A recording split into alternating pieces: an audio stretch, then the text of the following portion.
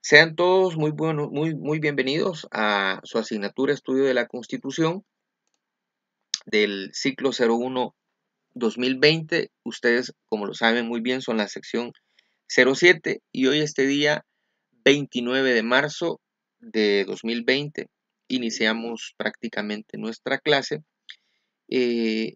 Por supuesto, hicimos una previa antes de conversación sobre el tema anterior. Y hoy sí ya vamos a iniciar puntualmente sobre el tema específico, ¿ya? Como ustedes muy bien lo mencionaron, hoy vamos a hablar acerca de eh, los principios del derecho laboral, ¿ya? Principios del derecho laboral. Pero además de que sean los principios del derecho laboral, ¿ya? Vamos a hablar también de las características, ¿ok?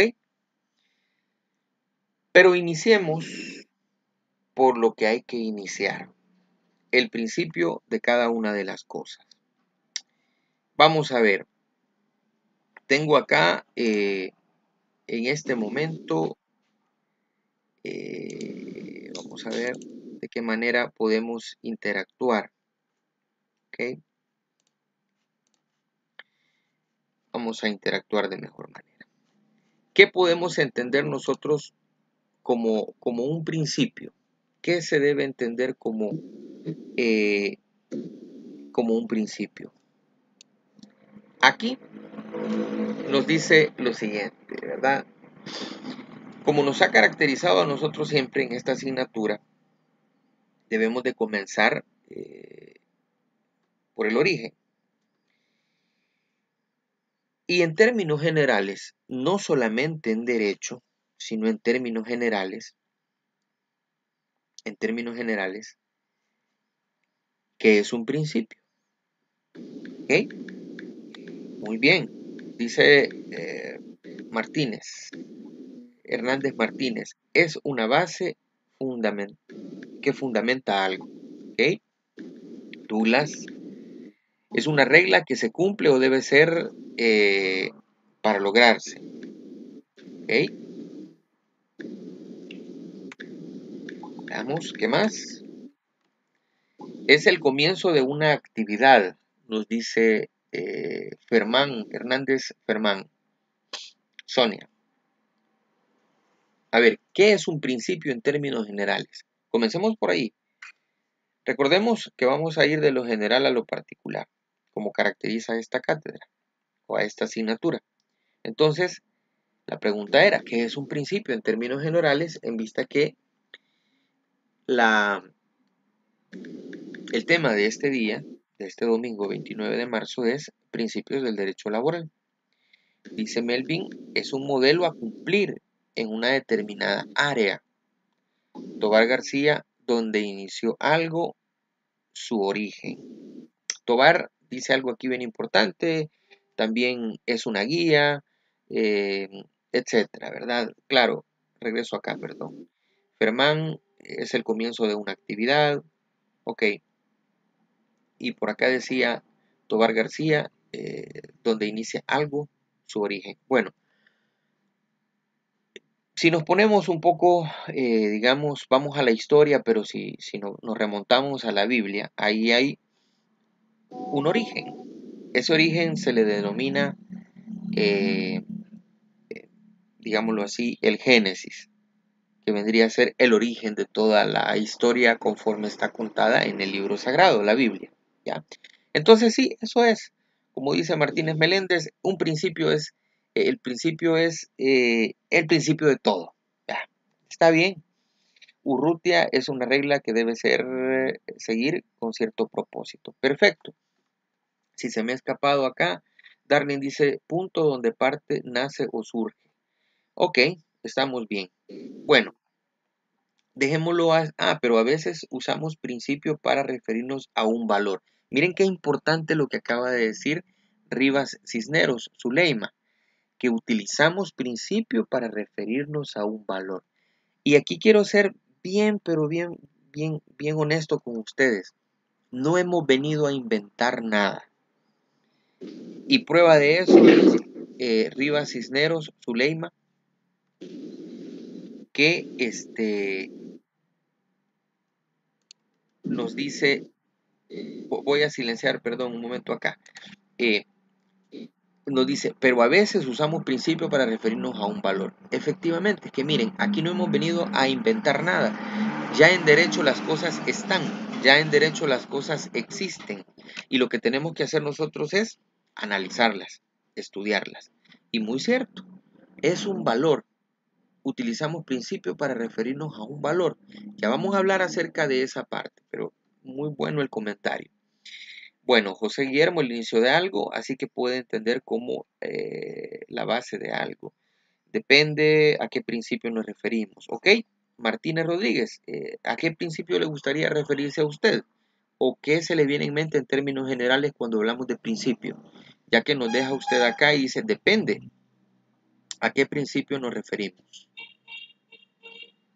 Martínez Rodríguez, cuando dice depende a qué tipo de principio nos referimos.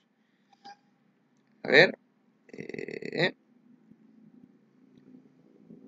Bueno, si desea escribírnoslo para que nos diga ese aspecto, depende. Me gusta la respuesta porque no se compromete, pero a la vez nos deja a nosotros como, depende, ¿verdad? Como que a veces siempre es una respuesta así, depende, porque hay más respuestas para eso.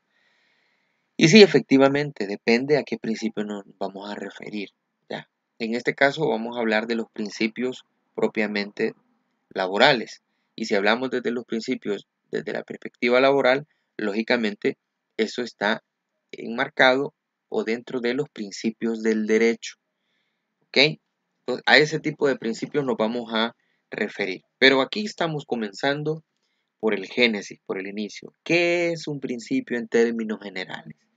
Puede ser el inicio de una cosa o una regla sujeta a algo. ¿Ok? Dice acá, veamos.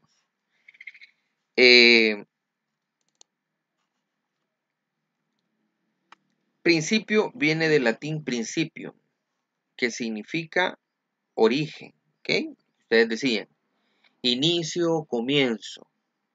A pesar de ser usado para referirse a un inicio de algo, esta palabra, fíjense bien, esto tiene que ver con lo que manifestaba una de sus compañeras y efectivamente era Rivas Cisneros, Zuleima, para referirnos, esta palabra para referirnos o es usada también en términos filosóficos, morales y éticos. Esto tiene que ver con lo que mencionaba nuestra compañera, principio para referirnos a un valor, ¿ya? Porque decimos a veces, bueno, los principios están relacionados a valores éticos, a valores morales, pero si nos vamos a la filosofía, está entrelazado con el tema de la filosofía. ¿Ok? Bueno, eso es un principio en términos generales. Es el inicio, es el comienzo, es el origen. ¿Por qué hay que decir esto? Y por qué es importante, ¿cómo se llama? Iniciar con esto, con qué es un principio en términos generales. Porque de aquí ya vamos a poder entender qué es un principio en derecho laboral. Sí, es el origen, pero ¿el origen de qué? Sí, es el comienzo, pero ¿el comienzo de qué? Sí, es el inicio, pero ¿el inicio de qué? Por eso es que comenzamos hablando acerca de la historia del derecho laboral, las primeras formas de ejercer una actividad laboral o un trabajo, unos oficios, etcétera. ¿Ok? Bueno, pero en términos generales es eso. Un principio es el origen, es el inicio, pero también puede ser trasladado al tema de la moral, lo ético, ya esto sí lo queremos abordar desde la perspectiva filosófica. Ahora, vámonos a lo siguiente, que es un principio en el derecho. Todavía no he dicho en el derecho laboral, ¿ok? Sino que he dicho qué es un principio en el derecho, ¿ok? Y dice lo siguiente. Son los enunciados normativos, fíjense bien, enunciados normativos más generales que a pesar de no haber sido integrados formalmente en el ordenamiento jurídico o en ordenamientos jurídicos particulares, recogen de manera abstracta el contenido de un grupo de ellos. ¿Por qué aquí mencionamos que son enunciados normativos que, aunque no han sido integrados formalmente en el ordenamiento jurídico, recordémonos de la famosa pirámide de Hans Kelsen, ¿se recuerdan? ¿Ya? Que en la cúspide teníamos la Constitución, ¿verdad? Luego, así vienen, ¿verdad? Decretos, reglamentos, etcétera, en el orden que ustedes ya conocen, ¿verdad? Las leyes y cómo está el ordenamiento jurídico en nuestro país. Entonces, estos principios en el derecho, o los principios en derecho, son enunciados. Es decir, es la forma en la que se debe de encauzar el derecho, la forma para que debe de ser ejecutado. Aunque estos principios algunas veces no han sido incorporados dentro de las normativas, dentro de las leyes, ¿ya? De forma abstracta, sí están dentro de un grupo de ellos. Es decir, sí están incorporados. Ustedes son, digamos, estudiantes de otras asignaturas, administración de empresas, psicología, contaduría pública, bueno, las materias o digámoslo así, las carreras que cada uno de ustedes acá representa. No están estudiando ciencias jurídicas como tal, pero acá, en el ámbito del derecho laboral, todos debemos de conocer sobre el derecho del trabajo. Y en ese sentido, debemos de por lo menos conocer esos principios generales del derecho. Ahora, del derecho laboral, luego lo vamos a abordar puntualmente. Pero, por ejemplo, en derecho, ¿ya?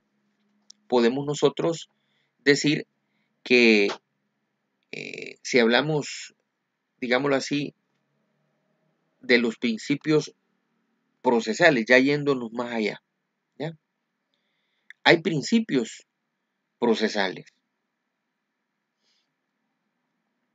celeridad, economía procesal, etcétera, que son principios propiamente de la jerga de estudiantes de derecho o de ciencias jurídicas o de los abogados.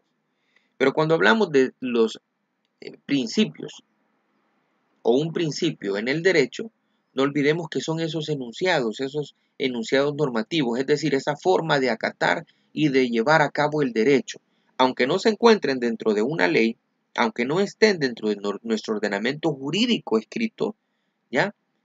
Pero sí están de una forma abstracta, ¿ya? De una forma abstracta. Bueno, voy a dar una chequeada acá. Sigamos, eso es desde el punto de vista general, que es un principio en el derecho, ¿ya? Un enunciado es, digamos, como una especie de norma sobre la cual se debe de llevar a cabo o realizar algo. Y en derecho vendría a ser esto un principio. Ahora bien, veamos entonces. Principios fundamentales en el derecho laboral. En primera instancia tenemos nosotros acá principio de protección del trabajador. Tome nota. Principio de protección del trabajador.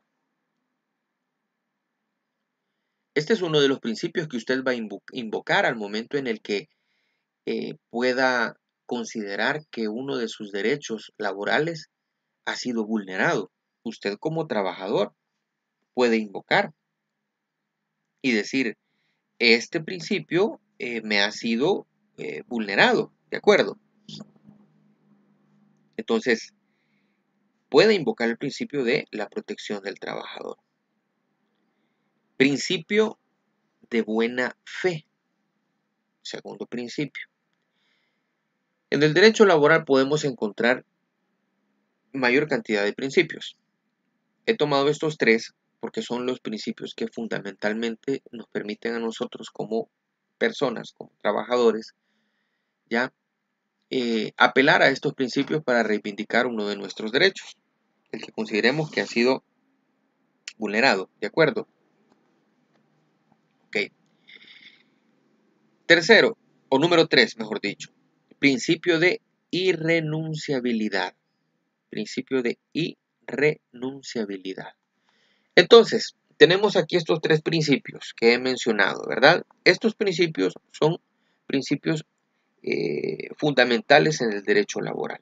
Comencemos hoy a conocer puntualmente más sobre cada uno de ellos. Y comencemos por este principio. Principio de protección del trabajador. Ok, en el chat me gustaría que escribieran cuando mencionamos principio de protección del trabajador, ¿a qué tipo de protección nos creen ustedes que nos referimos? ¿Nos referimos a la protección física? ¿Nos referimos a la protección de, digamos, la actividad que realiza como trabajador? ¿O la protección de lo que está plasmado en el contrato de trabajo? ¿A qué nos referimos cuando hablamos de protección? ¿Qué tipo de protección creen ustedes que es la que se aborda en este principio? A ver, física, contractual, ¿de qué tipo? Vamos a ver. Ok, aquí escriben los 3 tipos de protección, escribe alguien acá. Luego dice a que se cumple el reglamento. Física legal, dice Esmeralda, Zuleima, el que está plasmado en el contrato de trabajo. Ok, salud y seguridad ocupacional, muy bien, ese es un punto bien importante, el tema de la salud y seguridad ocupacional, ahorita está en boga, más con el tema del coronavirus, todos tenemos que cualquier actividad que realice tiene que protegerse, ¿ya? Los 3 tipos, veamos acá, protección laboral. Yo creía que abarca los 2, protección física y legal, nos dice Wendy Orellana.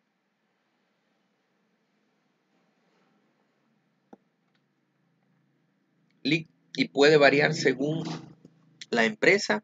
Bueno, el principio de protección del trabajador es un principio, digámoslo así, que abarca todo. Es un principio general si lo queremos ver así. Entonces, las empresas pueden tener, para quien me hace esa pregunta, que es Darling, las empresas tienen sus reglamentos internos, pero aquí estamos hablando del principio de protección del trabajador y la pregunta que les hacía era si era una protección física, protección legal, contractual, etc. Dice Martínez, Hernández Martínez, es código de trabajo, mejor dicho, vela por la justicia hacia el trabajador. Ok, protección física, mental, social que puede abarcar hasta sus hijos. Fíjense bien, ya vamos a hablar acerca de qué tipo de derecho es el derecho laboral, ¿ya? Y estamos bien acá, gracias Tobar. Bueno, quedémonos hasta ahí. Si alguien quiere seguir comentando, lo puede seguir haciendo. Yo voy a tratar de leer su comentario. Pero sí, son atinados sus comentarios, ¿de acuerdo? Pero ahora bien, ¿a qué nos referimos específicamente con el principio de protección del trabajador? Bueno, es lo siguiente. Este principio hace referencia a la función esencial que cumple el ordenamiento jurídico. Dicho de otra manera, un amparo preferente hacia el trabajador. Amparo preferente hacia el trabajador. Alguien me diría en este momento, disculpe, licenciado, pero si dice un amparo preferente hacia el trabajador, eso quiere decir que está dejando en cierta medida desprotegido al empleador, ¿ya? Y que no debe haber equidad, no debe haber igualdad. Bueno, sí, debe de existir igualdad, equidad. Pero en este caso, ya, este principio fundamentalmente lo que busca es dar un amparo permanente o preferente, mejor dicho, hacia el trabajador. Y esto no significa que deje en una situación de, digamos, que al empleador lo deje en una situación de desventaja. No es así. No lo deja en una situación de desventaja, realmente no. Lo que principalmente busca este principio, que es la protección del trabajador, es que recordemos que al momento de comenzar o iniciar cualquier actividad contractual o actividad laboral, mejor dicho, emanada de un contrato de trabajo, todas las cláusulas que ahí están las debe de cumplir tanto el trabajador como el empleador. Pero en este caso, este principio hace referencia a que el trabajador como individuo, como persona, el Estado por medio de la ley, ¿ya?, le garantice que ninguno de sus derechos sea vulnerado. Y en caso de este derecho ser vulnerado, ¿ya?, pueda tener un amparo preferente. Un ejemplo clásico es el siguiente. Cuando una persona es despedida, ¿ya?, y se alega que es un despido injustificado, ¿de acuerdo?, va al Ministerio de Trabajo y bueno, se hace presente eh, y manifiesta en el ministerio que ha sido despedido y que la causa del despido no ha sido ninguna de las contempladas dentro del Código de Trabajo, es decir, que su despido es injustificado. ¿Qué debe de hacer el patrono? O mejor dicho, como debe de decirse hoy, ¿ya?, el empleador. ¿Qué debe de hacer? Probar que la causa por la cual se despidió al trabajador es justificada.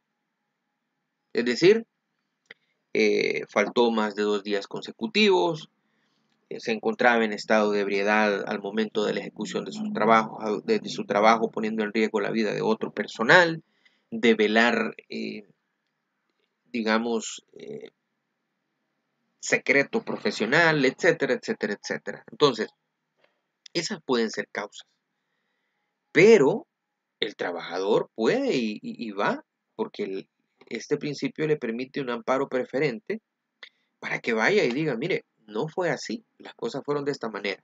Entonces, a eso se refiere y no es que está dejando en ninguna manera al empleador en una condición, digamos, de desventaja. ¿De acuerdo? De alguna manera puede pasar más, puede pesar más el reglamento interno de la empresa o la ya establecido en el Código de Trabajo, dice Castillo Rodríguez. Miren, el Código de Trabajo es, digámoslo así, la Biblia de los derechos laborales. Y todo reglamento interno de una empresa debe de estar en concordancia con el Código de Trabajo. Y no solo con el Código de Trabajo, sino que con la Constitución de la República. ¿De acuerdo? Entonces, a la pregunta que nos hace Castillo Rodríguez, que si tiene más peso el reglamento interno de una empresa que el mismo Código de Trabajo, no, eso no. ¿Por qué? Como las leyes. Las leyes están fundamentadas en la Constitución. Entonces, ninguna ley debe de estar en contradicción con la Constitución. De la misma forma, ningún reglamento interno debe de estar en contra del Código de Trabajo. Tienen que estar de forma armónica. Es decir, no debe de contradecir ningún reglamento a los preceptos que se encuentran dentro del Código de Trabajo ni la Constitución. Entonces no pueden estar por encima. No es así. Alguien le puede decir, mire, este es nuestro reglamento y usted lo aceptó al momento de socializarlo y usted lo recibió y tiene que respetarlo. Sí lo tiene que respetar, por supuesto, pero hay que verificar si ese reglamento está en concordancia con los preceptos del Código de Trabajo y más allá de la Constitución. ¿Ok? Eso a la pregunta de nuestro compañero aquí, Castillo Rodríguez, ¿verdad? Así es, ok, bueno. La empresa deben respetar las leyes también, por supuesto, claro que sí, Zuleima. Las empresas deben de respetar las leyes, pero no solo las empresas, los trabajadores también.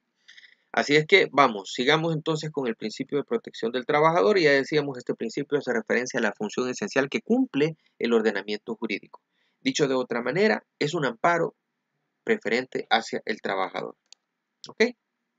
Vemos ahí una imagen, ustedes pueden verificar, tenemos ahí la representación de un caballero que por su dimensión, ya que ser más grande, representa a la empresa o el trabajador, perdón, el empleador, y abajo tenemos a un caballero que está ahí como queriendo defenderse en miniatura, ahí lo pueden observar ustedes, ya que se está defendiendo. Fíjense bien, esta imagen cada uno puede sacar sus propias conclusiones. En cierta medida tenemos al empleador que está supeditando al trabajador. Pero en la protección del trabajador, aunque parezca contradictorio, ¿ya? Pero en este caso hay una desigualdad. Y esto no quiere decir que yo que esté contradiciendo lo anterior, no. Sí hay una desigualdad en cierta medida, pero del tratamiento entre el sujeto de la relación laboral, entre el empleador y el trabajador, pero en beneficio de este último. ¿De quién? Del trabajador. Entonces, esto que ustedes ven acá en la imagen, es decir, el empleador y acá el trabajador, que lo vemos más chiquitito, no debe de suceder, porque el hecho que usted haya eh, firmado un contrato de trabajo no significa que pueda permitir abusos de parte de su empleador. ¿De acuerdo? Por eso se coloca en una condición al trabajador, eh, no en ventaja ni desventaja, pero en términos generales podría considerarse que es una desigualdad entre el empleador y el trabajador porque se le está dando un beneficio al trabajador, ¿ya? ¿Y por qué? Porque en cierta medida el trabajador es el más vulnerable. No quiero entrar en términos, digamos, que se vayan a malinterpretar, pero el capital es el que tiene el poder, ¿ya? Y como, entre comillas, lo voy a decir, la fuerza de trabajo, como se dice, la posee el trabajador. El capital posee el capital para poder invertir y el trabajador vende su fuerza de trabajo. Dicen por ahí y así se lee en algunos documentos. ¿Okay? He citado entre comillas, no son mis términos, ¿de acuerdo? Entonces, eso no debe de suceder, no debe de suceder, ¿de acuerdo? Por eso se le da una protección preferente al trabajador, conforme a este principio, ¿ya? El principio de protección del trabajador. Bueno, acá podemos ver nosotros lo siguiente, ¿ya? ¿Qué es esto? Aquí nosotros podemos visualizar esto. Es una especie de balanza donde tenemos acá, podemos pensar que sería el empleador y acá tenemos al trabajador, ¿de acuerdo? Pero dice acá, ¿ok?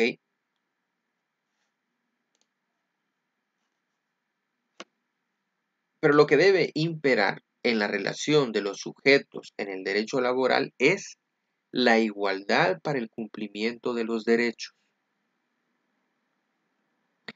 Fíjense bien, aunque si anteriormente hablábamos de,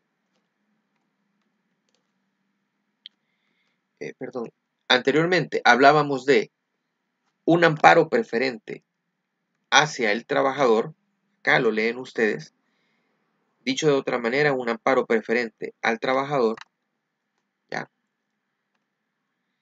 Debe de existir, fíjense bien, siempre igualdad de cumplimiento. Siempre debe de existir igualdad de cumplimiento en los derechos laborales. Porque el Código de Trabajo no ha sido únicamente elaborado para el trabajador, ni únicamente para el empleador, sino que el Código de Trabajo ha sido elaborado para la protección de ambos, ¿ya? Por supuesto, decíamos antes, el capital posee el capital para poder invertir, etcétera, etcétera. Y el trabajador, en cierta medida, pues pone a disposición de el capital, y no quiero que me malinterpreten con estos términos, su fuerza de trabajo, como se le llamó en un momento, se recuerdan ustedes, ¿ya?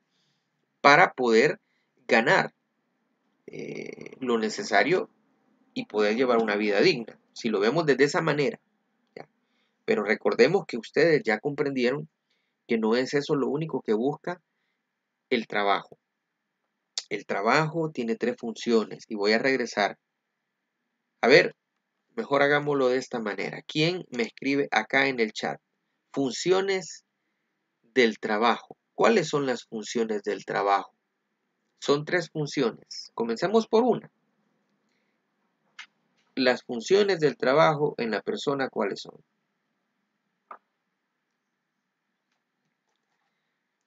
Vamos a ver. Ah, perfecto. Ok. Dice acá Merino Mancilla Douglas. Dignificar, humanizar y producir. Muy bien. Ok. Producción, dice acá alguien. Está bien. Es una de ellas. Entonces, recordemos que el trabajo no únicamente busca ganar dinero para poder vivir, ¿ya? Pero sí, en este caso, para términos pedagógicos, es necesario que podamos entender que el capital pone a disposición ya su capital para poder generar, producir, pero también el trabajador vende, entre comillas, su fuerza laboral para poder, eh, digamos, generar y poder llevar a cabo sus actividades como cualquier otra persona en la perspectiva económica, etcétera, ¿ok? Pero que quede claro, el trabajo tiene tres roles principales. Dignifica a la persona, la humaniza y produce, ¿ok? Sigamos entonces. Siempre en relación a la igualdad dentro del principio de protección del trabajador, la Constitución nos presenta dos artículos, que es el 38 y el 39. Pero fíjense bien, voy a regresar. Acá les hablaba acerca de un trato preferente hacia el trabajador, que esto no significa que deja en desigualdad al empleador y al trabajador, pero sí da una protección al trabajador. Y ya lo decíamos acá, que no se refiere a que existan abusos y que aunque acá parezca que el trabajador está supeditado al empleador, esto, ¿ya? Y vuelvo, no debe de suceder. Entonces, llegamos a la equidad, mejor dicho, a la igualdad entre trabajador y empleador y nos lleva a la Constitución, ¿ya? Y en la Constitución de la República encontramos en el artículo 38 y 39 lo siguiente. Primero, el trabajador, perdón, dice, el trabajo estará regulado por un código. Para quienes me decían, mire, y tiene mayor peso el reglamento interno de una empresa que el código.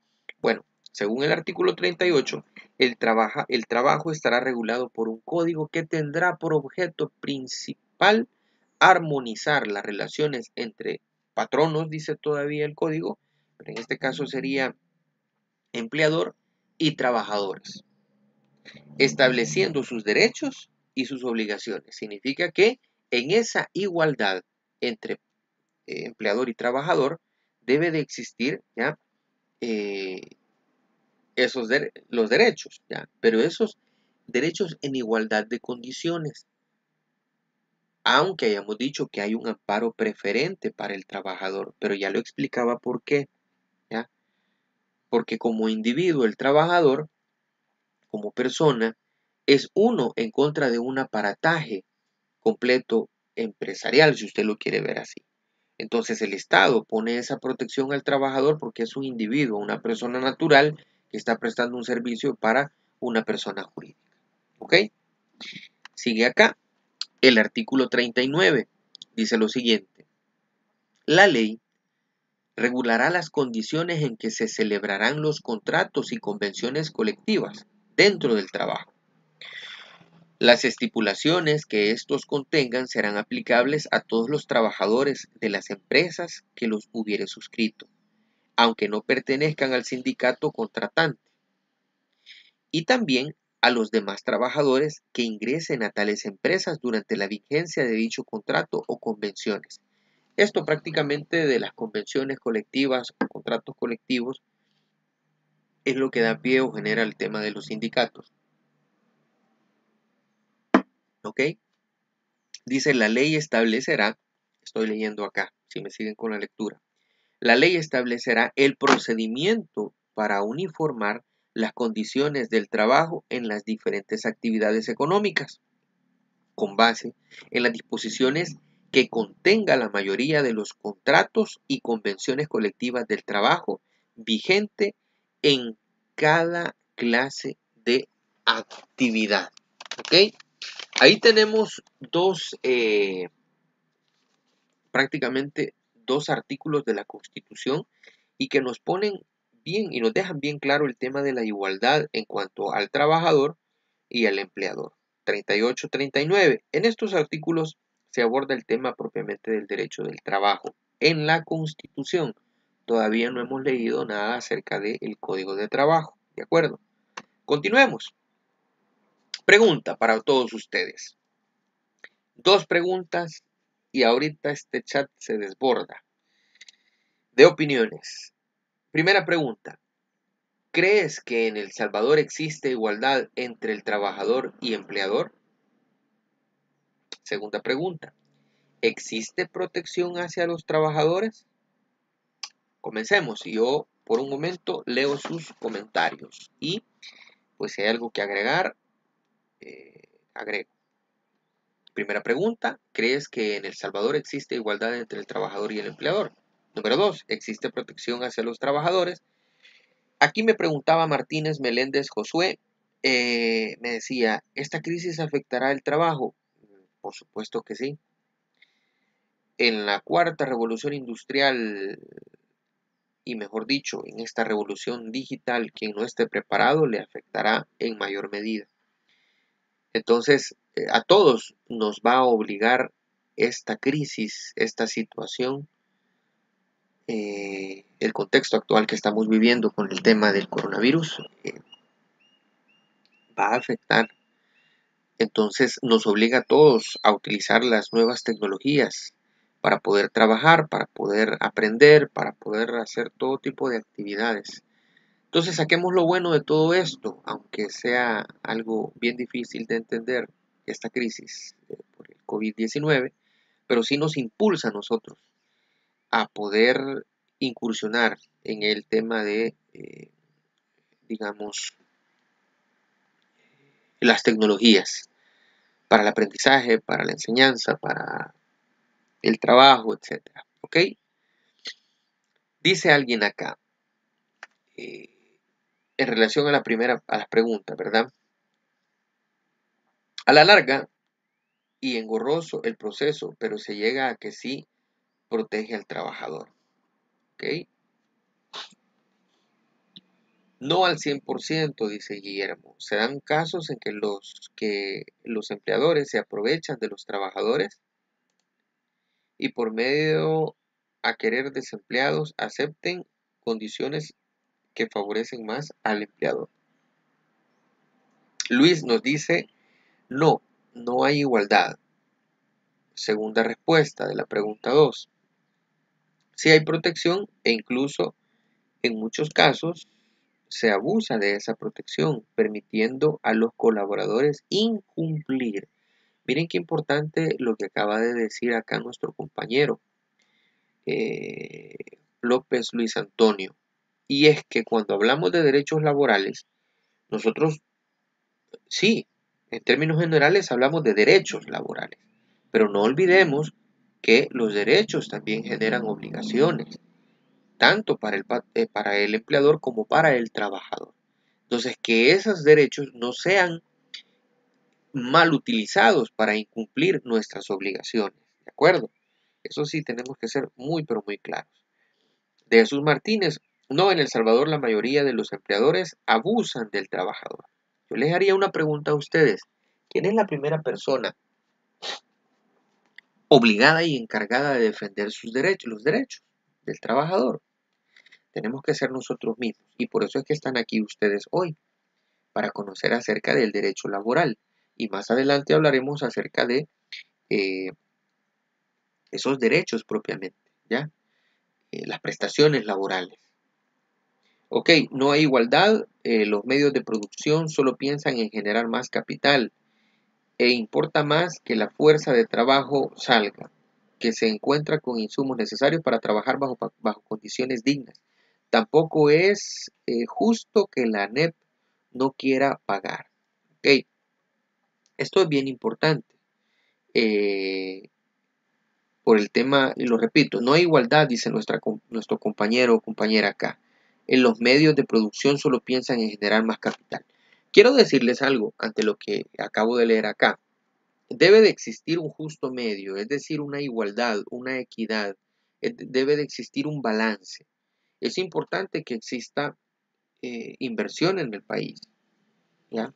Es importante que exista gente con capital y que hayan personas que posean gran capital para invertir. Claro que sí, eso permite fuentes de empleo.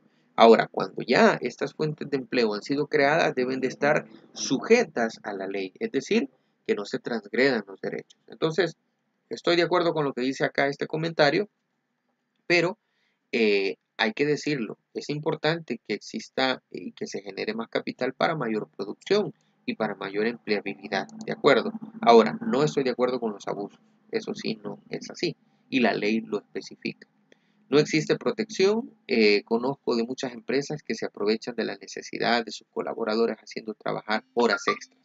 Miren, vamos a desarrollar el tema de las horas extras, vamos a hablar del cálculo de las horas extras, cuándo se debe de trabajar, quién puede decir no o sí, si es obligación o no es obligación en su momento, ¿de acuerdo? Porque las horas extras no debe de ser una imposición, ¿ya? Es algo consensuado. Hoy en día depende de la empresa. Número uno, dice, para algunos casos sí existe igualdad entre el trabajador. Estoy leyendo y citando lo que acá Melvin nos ha escrito. Sin embargo, aún existen empresas donde hay desigualdad. Y así vamos, hombre, que de verdad podemos seguir leyendo y hay muy comentarios atinados.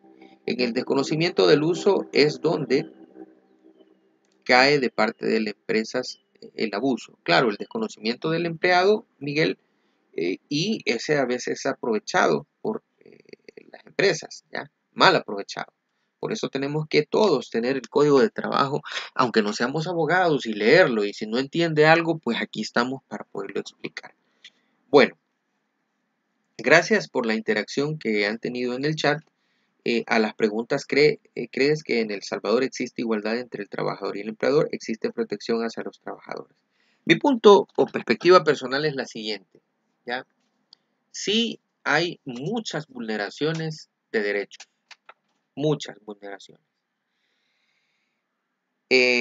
Principalmente y en las que más se ve, pues es el tema de las horas extras, el no pago de horas extras, trabajar días de descanso semanal, trabajar en días de asueto obligadamente. Me refiero a obligada, porque ese tipo de trabajo debe de ser realizado, o esos horarios, esos días de trabajo deben de ser realizados consensuadamente, es decir, tanto el trabajador dice así acepto como el patrono ofrece que trabaje, pero no debe de ser de forma imperativa, categórica, es decir, obligado, jamás debe ser así. Si es así, se está transgrediendo las normas del derecho o del código de trabajo, ¿de acuerdo? Bueno, entonces sí hay muchos abusos, pero hay que conocer más de los derechos laborales y no tener miedo. Jamás nadie tiene que tener miedo de acercarse al Ministerio de Trabajo e interponer una denuncia. Por supuesto que todas las personas en su mayoría, y hay un miedo colectivo, que si voy a denunciar me quitan mi trabajo, si voy a denunciar pierdo mi trabajo. Hagamos una reflexión. Los dos elementos que incorporaba el contrato, entre comillas, de trabajo que es del cual se hablaba en el derecho romano o en Roma, en la antigua Roma, era la protección y la alimentación. Significa que en la actualidad, en el 2020, si una persona tiene miedo a perder la alimentación y la protección, significa que todavía se encontraría dentro de aquella figura de contrato para los romanos. Y eso sería un retroceso en los avances del derecho laboral. ¿dónde quedarían los mártires de Chicago? Esa sangre hubiese quizás sido derramada por gusto. No, entonces nuestro deber es ir y denunciar si en algún caso se nos ha sido vulnerado. Dice acá León Cedeño, ¿por qué donde trabajo? Ok, por favor, los micrófonos los podemos desactivar.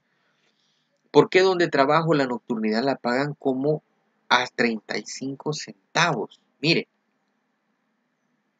hay un cálculo para poder hacer los pagos de horas extras o las nocturnidades y la jornada laboral. Esa pregunta es buena. ¿Por qué? ¿Por qué?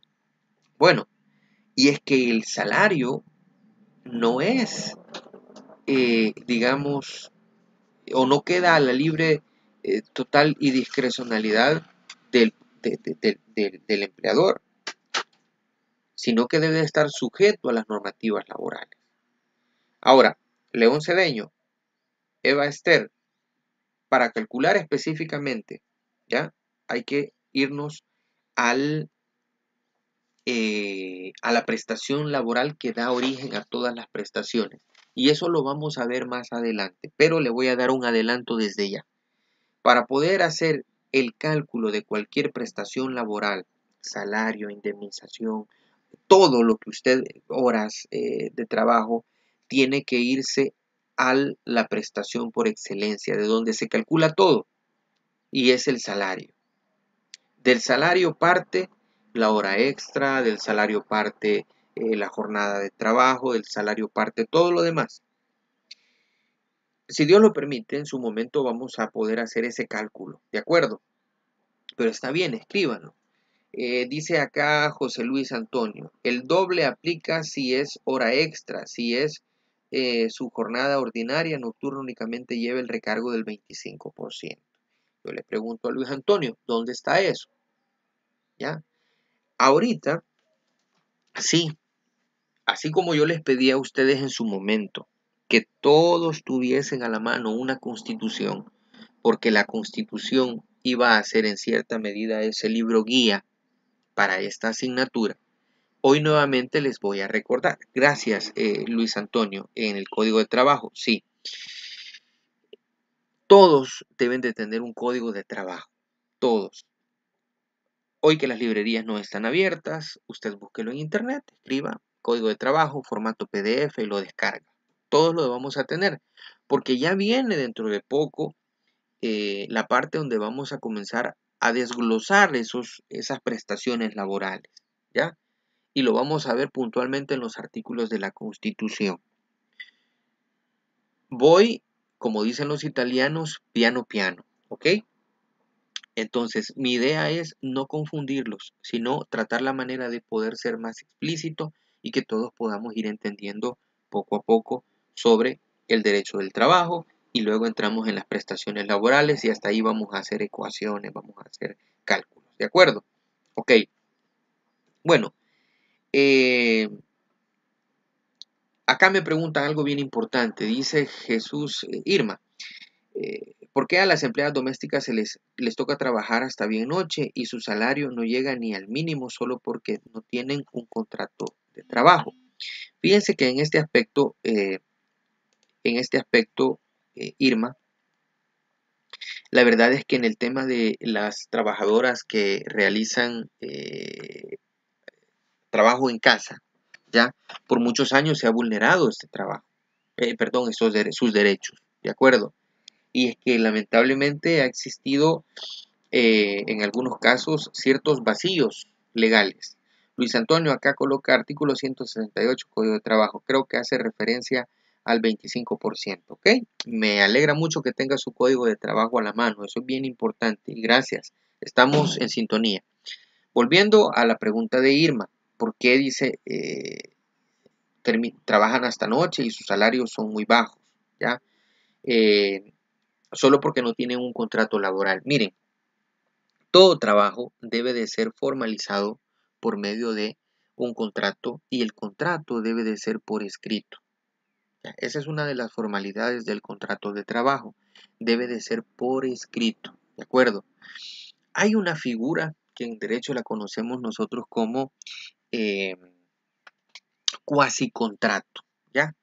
Y el cuasi contrato no es nada más que una especie de aceptación que la persona, digamos, realiza o hace o acata en relación a una orden, ¿ya? Un cuasi contrato. Yo le puedo decir en este momento a usted, Irma, le puedo decir, Irma, por favor, retírese de este chat. Y usted lo hace. Pero no hemos firmado nada, no tenemos ningún contrato. No se vaya a salir, es un ejemplo nada más. No hemos firmado nada, no hay un contrato. ¿Ya? Pero hay una aceptación de parte suya y lo hace. Entonces, esa es como una ejemplificación de un cuasi contrato. Y es lo que se da en esta figura. ¿Ya? Las personas aceptan, ¿ya?, estar en un horario de trabajo, en horas, etcétera, y se dan otros factores también. ¿Ya? Pero no debe de ser así. Es un abuso laboral. Y por muchos años el personal que ha trabajado en casas ejerciendo ese tipo de actividades ha sido vulnerado sus derechos, ¿de acuerdo? Y ya veremos más, vamos a ir entendiendo, pero nos queda todavía. Bueno, Macía Douglas dice, podemos encontrar la regulación del salario en el Código de Trabajo del artículo 119 al 143. El salario es una prestación del derecho laboral, es una prestación y la vamos a comprender de mejor manera en el momento que abordemos el tema de el salario como tal. Gracias, Douglas. Bueno, una vez que hemos contestado, vamos a lo siguiente, ¿ok? Vamos a otro principio. Les doy 30 segundos para que tomen un sorbo de agua, ¿ok? Y continuemos con este siguiente principio. Van únicamente un principio hemos desarrollado, vamos a continuar con el segundo principio, ¿ok? 30 segundos, sorbo de agua, no sé, respiren.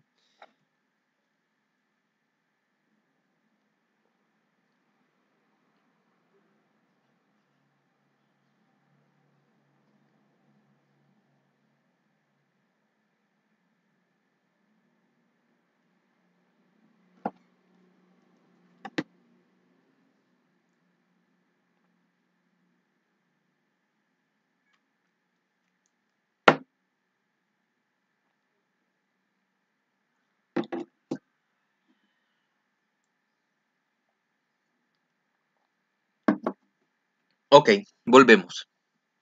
Vamos al segundo principio, ¿ya? Uno de los principios del derecho laboral o del derecho del trabajo es el principio de bona fides. ¿Recuerdan este principio?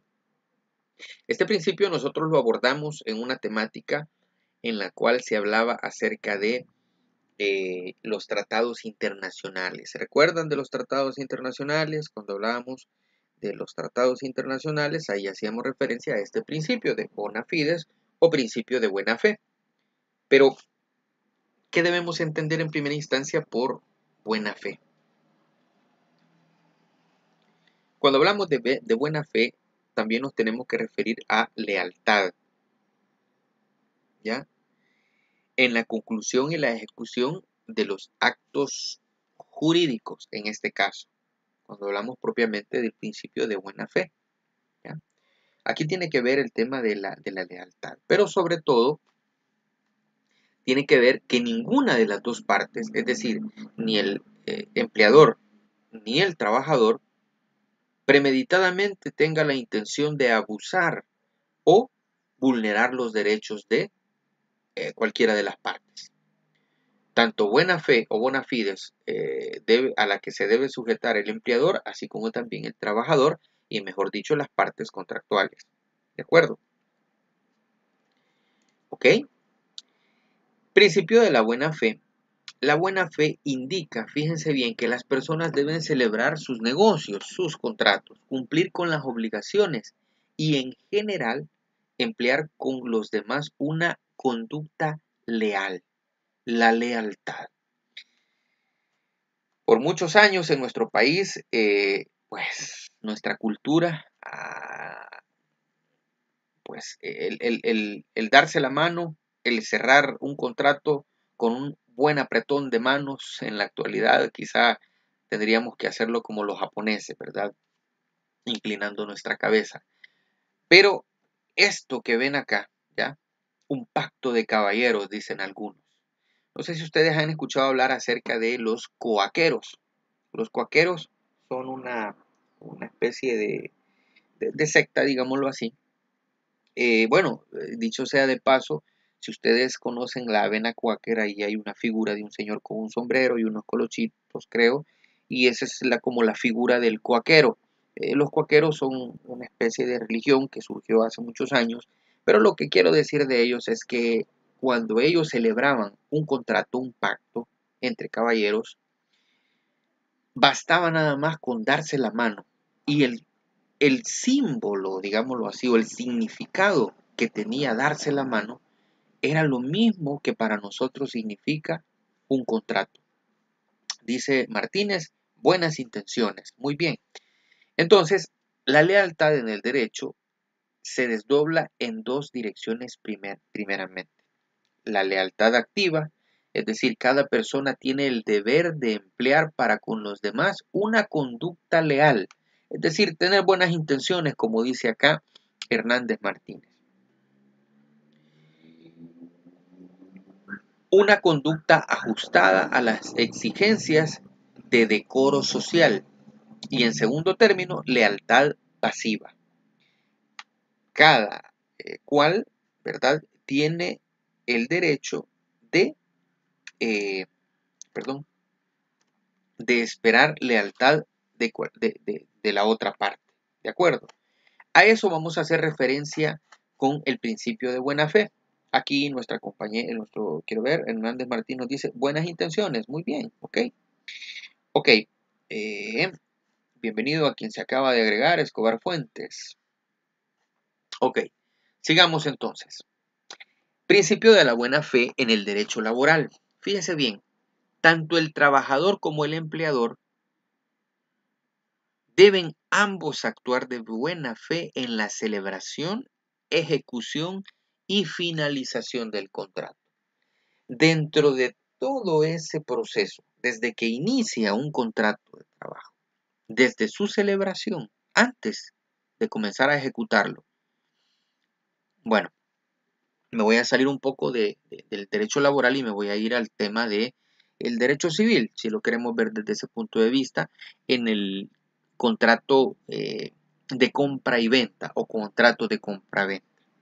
En el contrato de compra-venta debe de existir el principio de buena fe para ambas partes. ¿En qué sentido? Bueno, siempre el ejemplo típico, ¿verdad? Se compra un vehículo, se vende un vehículo. Una persona tiene el pago, el precio, es decir, el dinero para pagarlo, y la otra persona tiene el producto, que en este caso es el vehículo. Entonces, ninguno de los dos, fíjese bien, debe de ir con forma premeditada, ¿ya? Para que ese contrato no se celebre conforme a lo que dispone la misma legislación.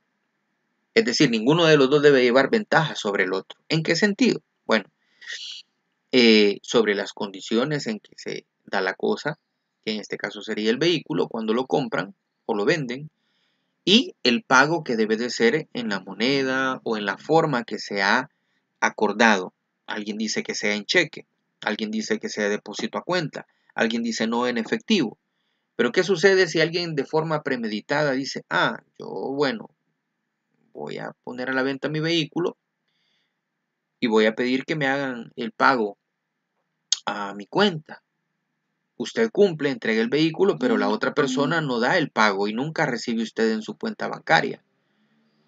Pero la otra persona lo había premeditado, no es que hubo un problema en los números de la cuenta. Es decir, ahí estamos en un clásico de donde la buena fe eh, queda a un lado y luego vienen otras situaciones, ¿verdad?, de los contratos propiamente. Pero en el principio de buena fe en el derecho laboral, tanto el trabajador como el empleador, es decir, ambos deben actuar de buena fe en la celebración, desde que celebran el contrato, desde que lo llevan a cabo, cuando lo ejecutan y cuando lo finalizan, cuando se da un despido, ¿ya? Se deben basar también ambas partes en la solidaridad, fidelidad y reserva en cuanto a guardar los secretos profesionales. Fíjese bien, los secretos profesionales y prohibirse de caer en competencia desleal. ¿Ya? Aquí está el contrato, acá dice sí, acepto o de acuerdo.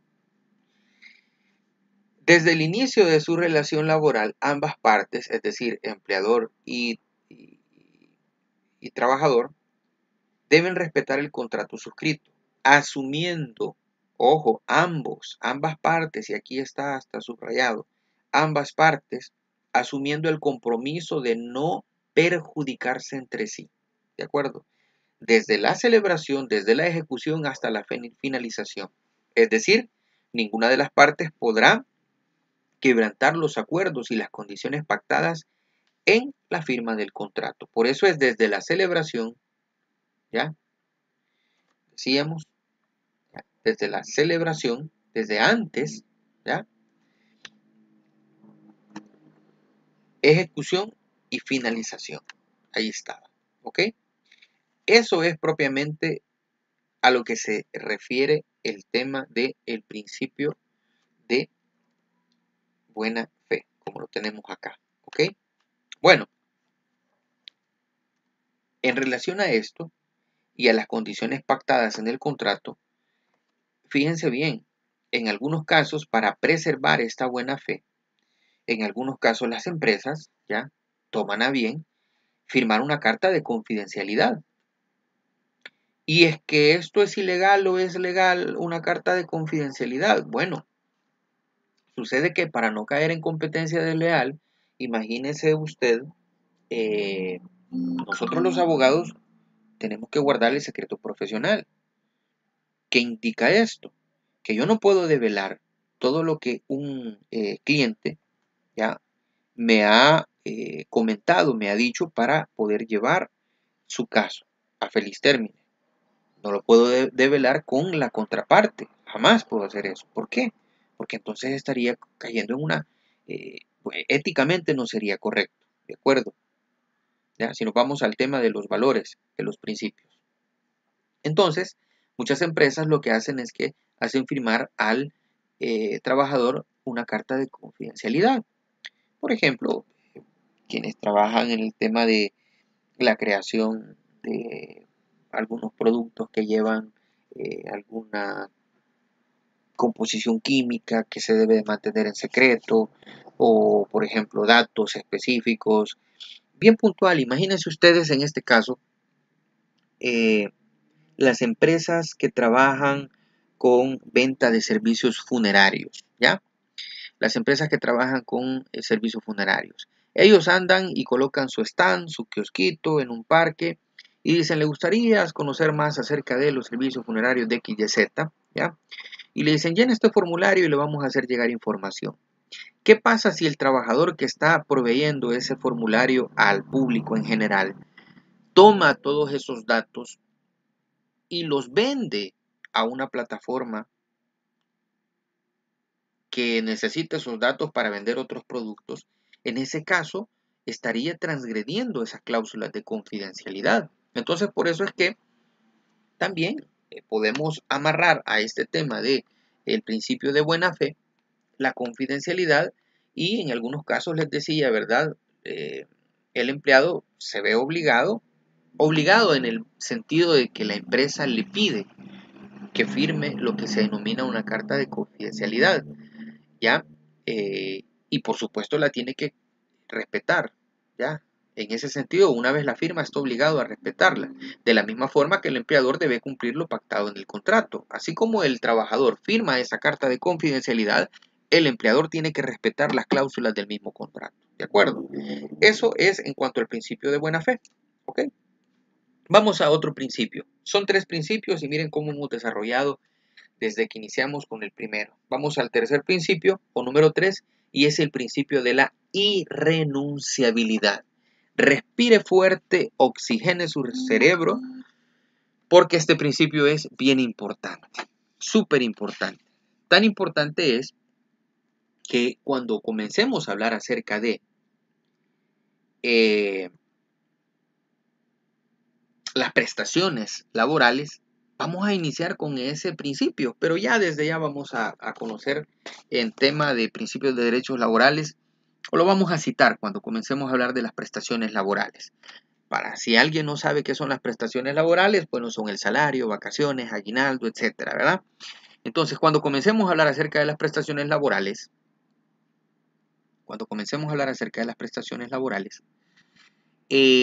vamos a hacer referencia a este principio. Irrenunciabilidad. ¿Qué es esto de la irrenunciabilidad? Bueno, fíjense bien.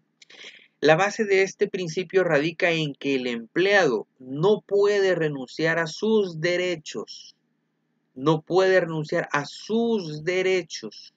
Ojo, ni el empleador puede obligar a que renuncie. ¿De acuerdo?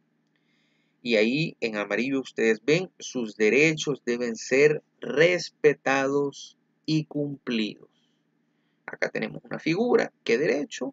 Tac, si lo está cumpliendo, tac, si lo está cumpliendo, tac, si lo está cumpliendo. ¿Estoy saliendo a la hora pactada de mi trabajo? Sí. ¿Estoy recibiendo el pago que dice el contrato? Sí. ¿Estoy descansando los días que debo descansar? Sí. Entonces, esos derechos son irrenunciables. ¿Dónde encontramos eso en nuestra Constitución? Ojo, todavía no hemos hablado del Código de Trabajo puntualmente porque vamos a desarrollarlo en su momento como debe de ser. Vamos de lo general a lo particular. Pero donde emanan todos los derechos, las leyes, etcétera, en nuestro ordenamiento jurídico es la Constitución. Y dice el artículo 52 de la Constitución. Ahí se habla del derecho sobre que es irrenunciable. ¿De acuerdo? Fíjense bien. Dice el artículo 52 de la Constitución. Los derechos consagrados a favor de los trabajadores son irrenunciables. ¿Cómo? Bueno, me parecería a mí, como dicen los italianos, una choquezza, ¿ya? Una locura, pensar que alguien va a renunciar a su salario. ¿Ya? No creo que alguien diga mañana, mire señor empleador, como yo quiero que usted ahorre dinero, yo renuncio a mi salario.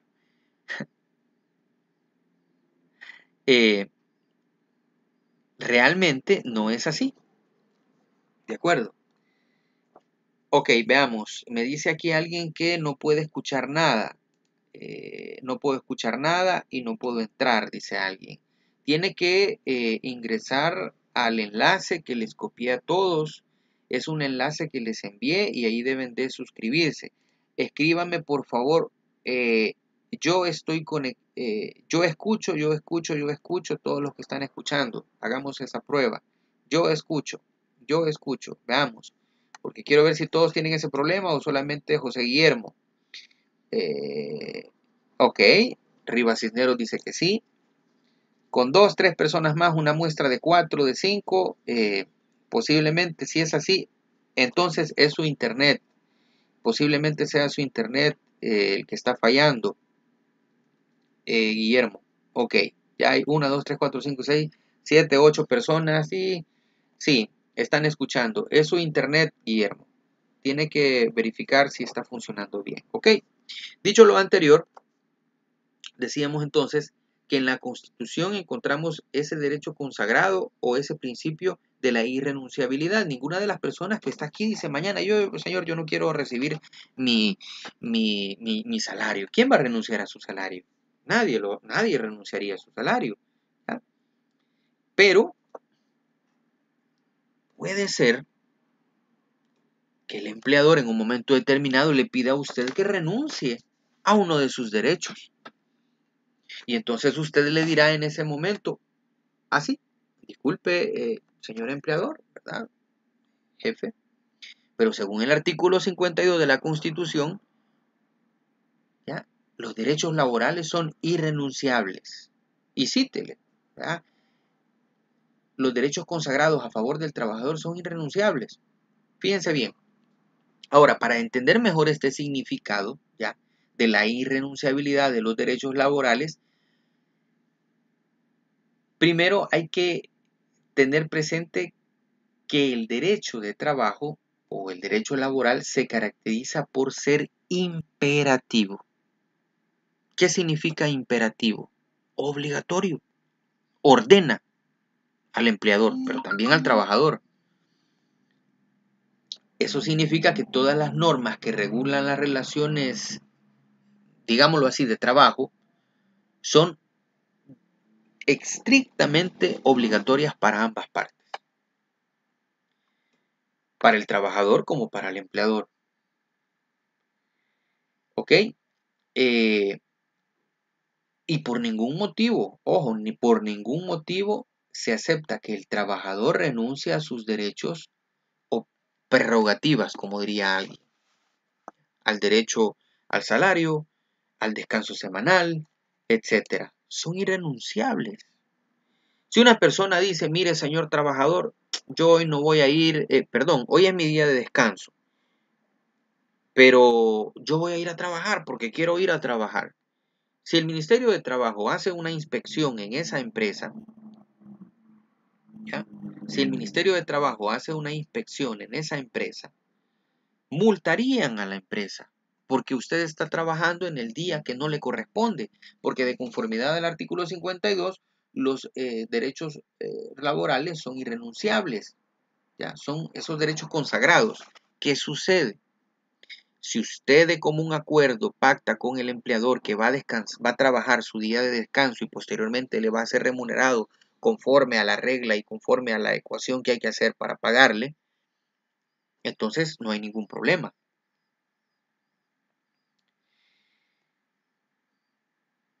Ok, solo acá dice Hernández López y López Reyes. Ambos tenían problema con la señal y creo que ya les funciona mejor. Eso es, yo creo que su señal está fallando. Tendrían que resetear, no sé, su teléfono, su computadora o en su defecto tendrían que resetear, mejor dicho, el internet, la cajita, ¿verdad? Pero bueno, entonces estamos hablando del tercer principio, la irrenunciabilidad. En base a este principio, decíamos, radica que el empleado no puede renunciar a sus derechos ni el empleador puede obligarlo a que se renuncie a ellos. Sus derechos deben ser respetados y cumplidos. Fíjense bien, artículo en el cual se queda, digamos, plasmado el tema de un derecho consagrado o los derechos consagrados que son irrenunciables, es el artículo 52 de la Constitución.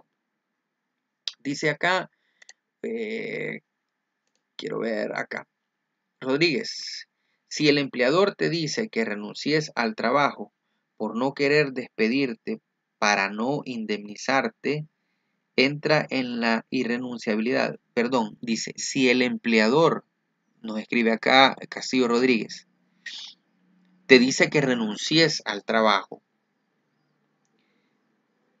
por no querer despedirte, ok, aquí ok, no sé quién activó acá, estoy leyendo, si alguien activó su micrófono, por favor le pido que lo desactivemos en este momento porque hace un poco de interferencia. Yo estoy tratando de leer acá sus consultas, dice. Dice Castillo Rodríguez, si el empleador te dice que renuncies al trabajo, pero por no querer despedirte para no indemnizarte, entra la irrenunciabilidad.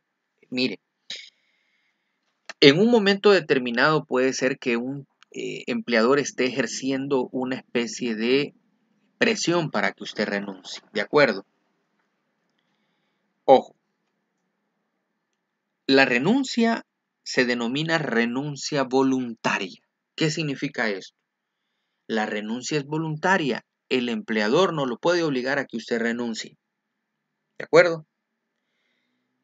Si usted está recibiendo presión para que usted renuncie porque el patrono no quiere pagar, ¿ya? La famosa indemnización, ¿ya? Eso es antagónico, es en contra del Código de Trabajo. ¿Por qué? Aquí lo que busca, quizá en este caso, según el ejemplo que pone nuestro compañero, tiene supremacía el término económico, porque el empleador lo que busca es ahorrarse el pago al 100% de ese pasivo laboral. Entonces, si usted no está en la disposición de renunciar, no lo pueden obligar. Tiene que ser el empleador quien lo despida. Y si hay un despido, entonces viene usted y alega si ese despido ha sido injustificado. Ahora bien, hay algo. Fíjese bien. El principio de la libre contratación dice que cualquier empleador puede despedir a una persona el día de mañana si lo quiere hacer. Todo y cuando cumpla con las garantías que por ley le pertenecen al trabajador. ¿Qué garantías y de cuáles estamos hablando? ¿Ya? De que le sea pagado su pasivo laboral, ¿ya? Su indemnización, como se dice, ¿verdad? Como hemos escuchado decir o como lo hemos leído. Entonces, la renuncia, por eso se denomina renuncia voluntaria. Por eso es que cuando usted va al Ministerio de Trabajo, usted llega a la ventanilla y dice, mire, yo vengo acá, trabajo para tal empresa y quiero que me haga un cálculo de mi indemnización porque he decidido renunciar de forma voluntaria. Y el formato se llama así, renuncia voluntaria. No es obligado, ¿de acuerdo? ¿Ok? Seguimos acá. Muchas veces, dice Martínez Meléndez, los empleadores se molestan cuando uno no quiere colaborar en ese sentido, porque muchas veces lo toman como rebeldía. Bueno, si usted no quiere renunciar, no renuncia y que lo despidan, ¿de acuerdo? Ahora, todos debemos de valorar ciertas circunstancias. Perdón. Hombre, cuando uno en su lugar de trabajo ya no está desarrollando las actividades como debe de ser, pues uno toma ciertas decisiones. Ahora, por el hecho de que no le permitan hacer o realizar sus actividades como debe de ser, usted no debe de levantarse de su silla e irse y nunca más volver. Eso se constituiría en un abandono de trabajo. Lo que tiene que hacer es inmediatamente poner una denuncia, hablar con su patrono y decirle, ¿verdad? Si usted no desea que yo preste más mis servicios a ustedes, por favor entonces liquídeme, ¿verdad? O si usted dice, yo no voy a poner en una balanza mi tranquilidad, mi paz, mi serenidad propia y familiar, dice usted, yo renuncio. Y ahí, pues bueno, habría que hacer un cálculo de cuántos años ha trabajado, el salario que usted ha devengado, si le han sido pagadas vacaciones, si ya la gozó, no la gozó, si le deben horas extras, etcétera, para un cálculo de su pasivo laboral, que es el cálculo que vamos a hacer más adelante, ¿de acuerdo? ¿Ok? Principio de irrenunciabilidad. Nadie puede renunciar a los derechos constituidos, principalmente en la Constitución, artículo 52, que lo dice que esos derechos consagrados a los trabajadores son irrenunciables. ¿Ok? Vámonos a lo siguiente. Les voy a presentar acá un video. Esperaría que todos lo puedan ver. Y si por casualidad alguien no lo puede ver ni escuchar, voy en este momento a copiarles un enlace en el chat. Por si alguien no lo puede ver, si no lo escuchan, ustedes, el video dura aproximadamente, no dura muchos minutos, ¿de acuerdo? El video dura poco, no dura realmente mucho. Entonces, un segundo. Ok, acá. El video dura poco, solamente quiero que me confirmen si escuchan el video. Fíjense bien. Conozcamos más de este principio en el siguiente video y comenta luego en el chat. ¿Qué principio? Acá vamos a ver un video en el cual un jurista, un abogado, nos deja más claro qué es el principio de irrenunciabilidad y cuándo aplica. ¿Ya? Aunque no es, en este caso, un abogado nacional, es un video, digamos, de otro país, pero sí aplica verlo porque se habla de la irrenunciabilidad. Entonces les voy a dar play acá y confírmeme usted si logra escuchar y ver lo que yo desplazo en el video, ¿ok? Escriba en el chat, lo veo. Con una muestra de 5 ya quedó tranquilo. Solo escriba lo veo y lo escucho. Lo veo y lo escucho. Escriba lo veo. Perdón. Acá.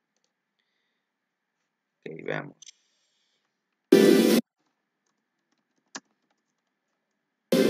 La irrenunciabilidad de derechos laborales. Ok,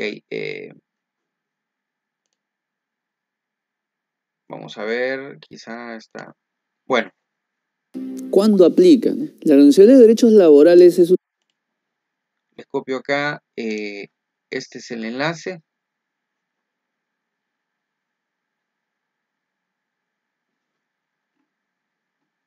uno de los principios más utilizados, más reclamados. Pero ¿cuándo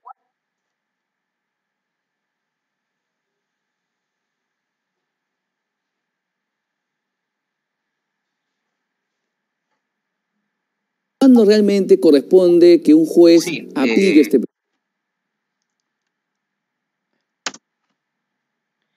Ahí les he enviado el enlace, ¿ok?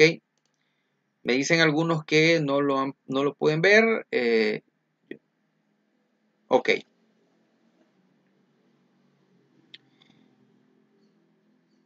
Ok, la indicación es la siguiente. Primero, tiene que haber una... La indicación es la siguiente. Les he enviado un enlace, ¿ya? Sobre la irrenunciabilidad de los derechos laborales, donde nos explica el doctor Jorge Toyama